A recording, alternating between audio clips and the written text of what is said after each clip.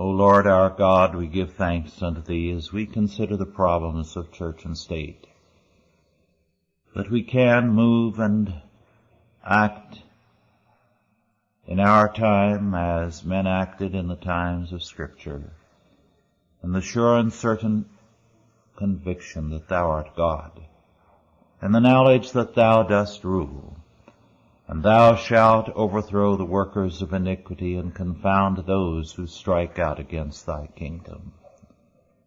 In this confidence, our Father, we come to Thee, to cast our every care upon Thee who carest for us. In Jesus' name, Amen. We shall be considering 3 different subjects tonight.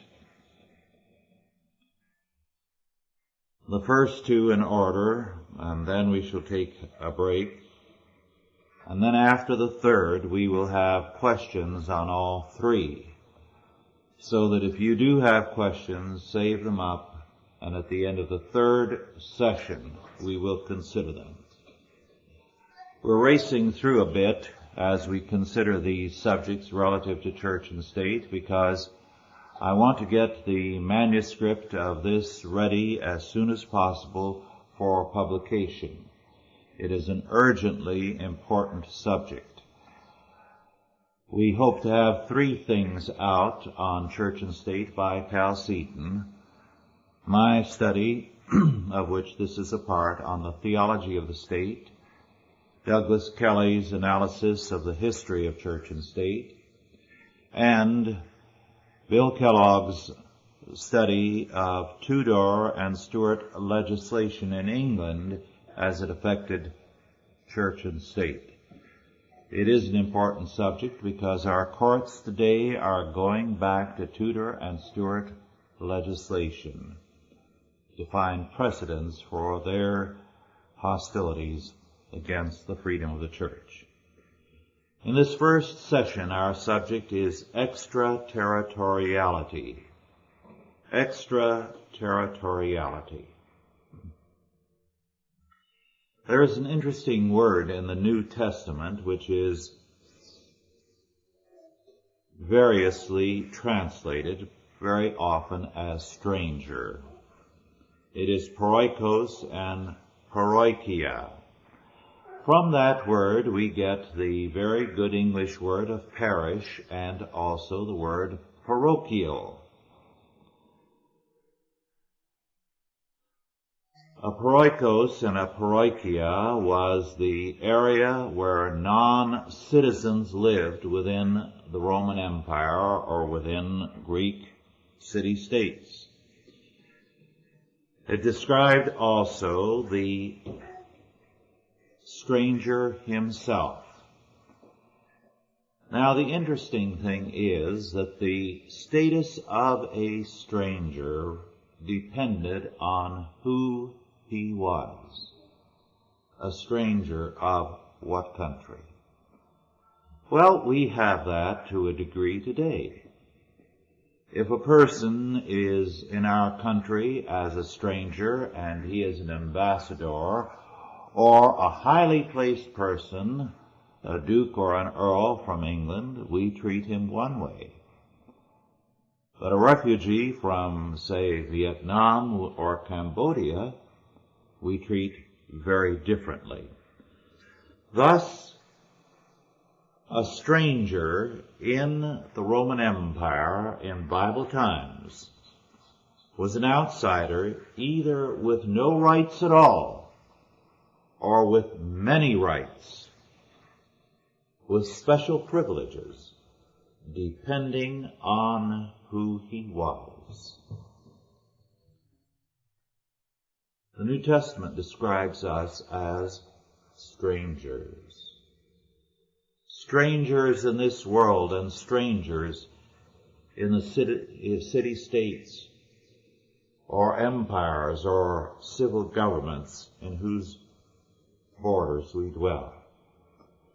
The Old Testament, unlike all the countries of that time, had a very strict law with regard to strangers.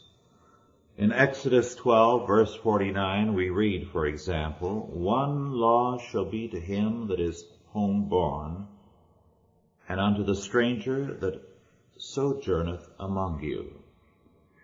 Again, in Leviticus 24:22, "Ye shall have one manner of law, as well for the stranger as for one of your own country. I am the Lord your God." And of course, many more passages in the Bible can be cited besides these two. Passages which tell us that God requires equal treatment for all peoples. There could be no barrier on racial or national grounds from the knowledge of God's law, nor could any be barred from the Passover itself if they believed.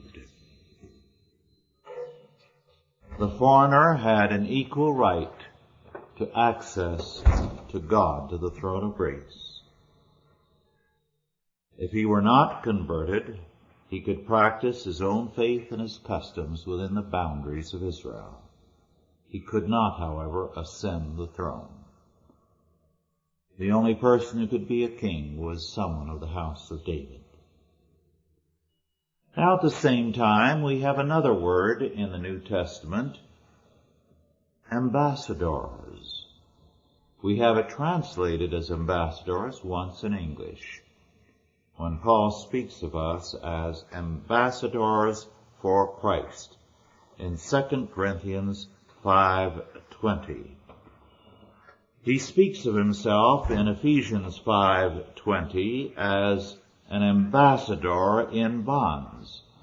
Now, when Paul uses this language of the ambassador and says we are ambassadors for Christ, or that I am an ambassador in bonds, too often commentators and ministers think of this as figurative language, as symbolic. Not so.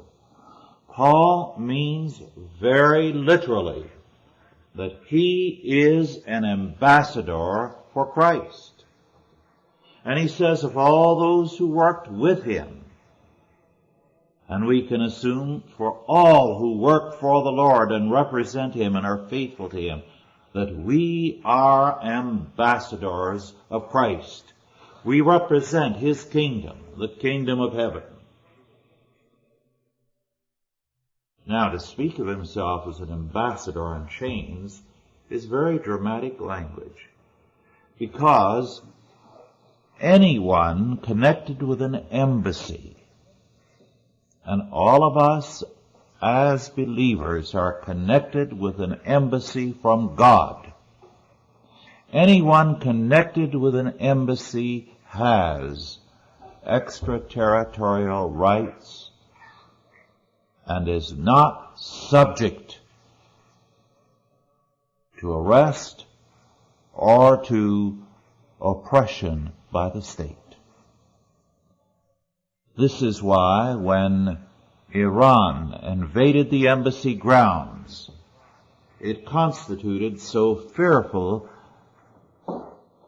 a crime before the international community.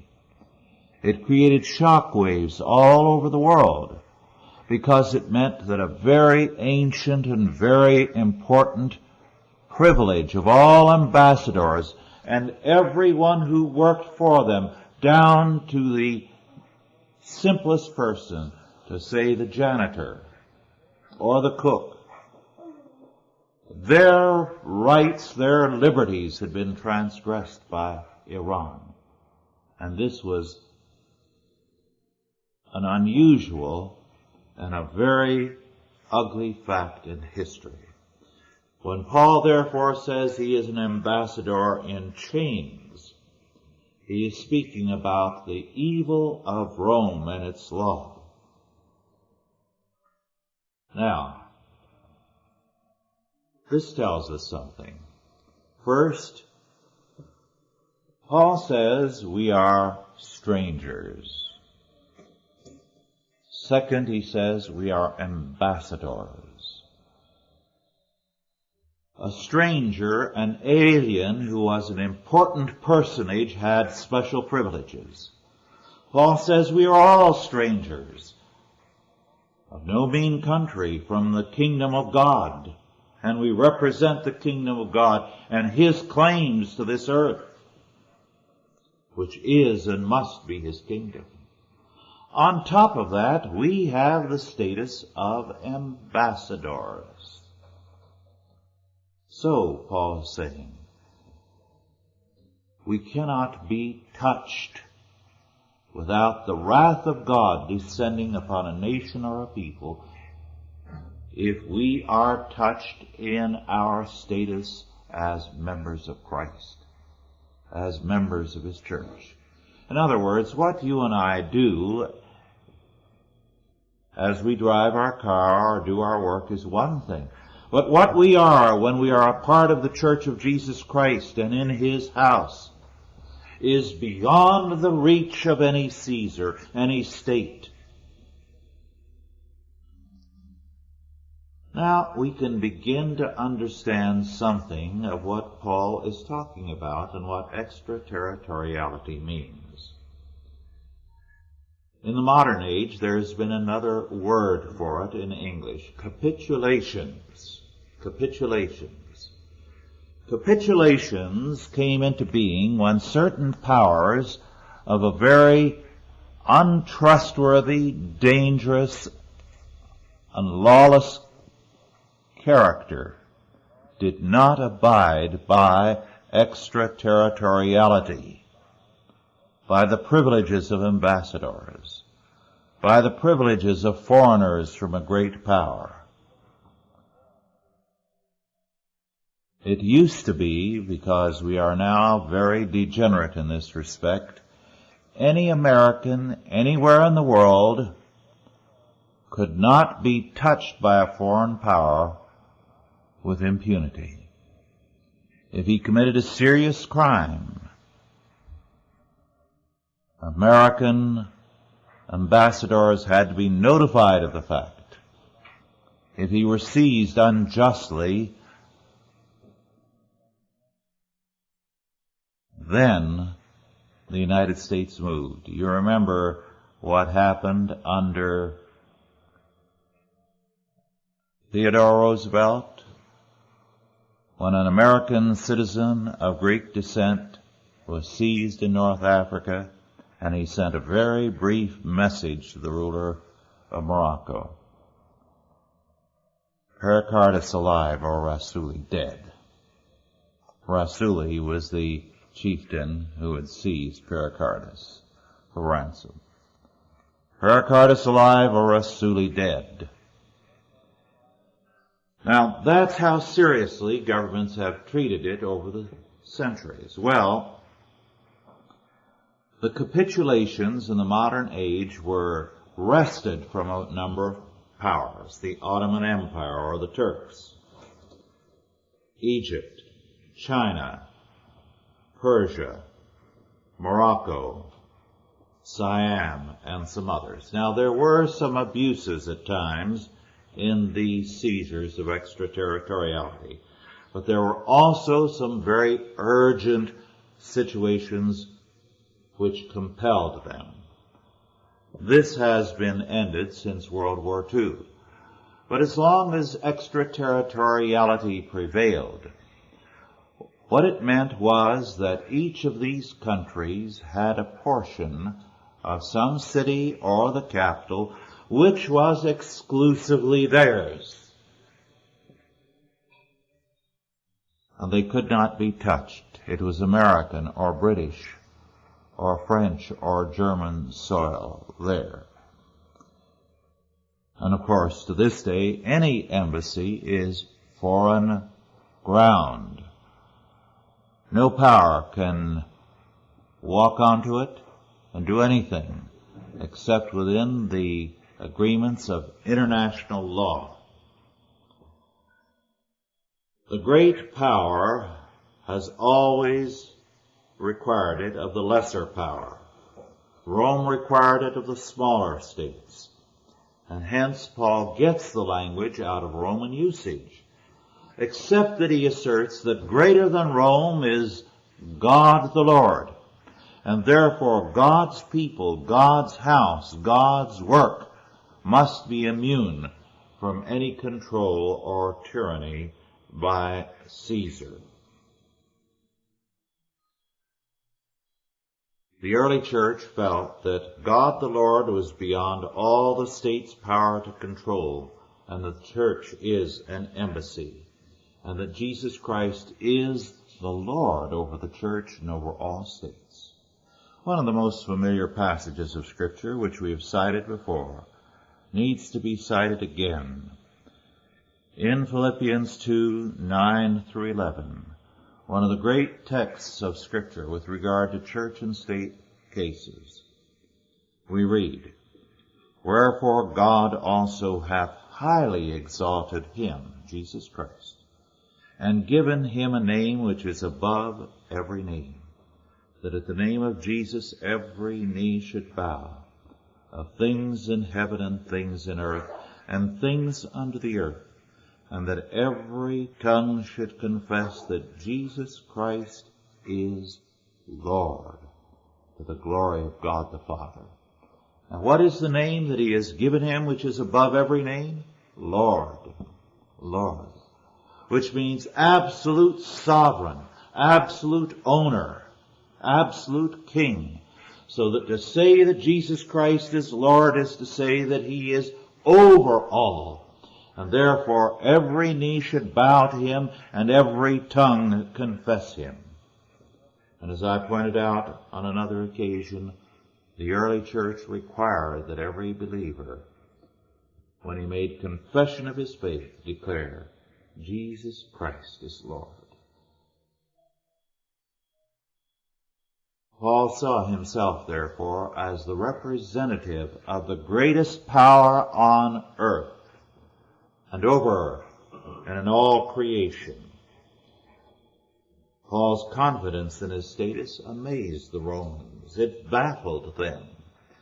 Here was Paul, who came from a multimillionaire family, who had been converted to this new sect, the Christians, who was now a poor man and a prisoner. But he spoke with a confidence that shook them, as though he were more important than the Roman authorities whom he addressed.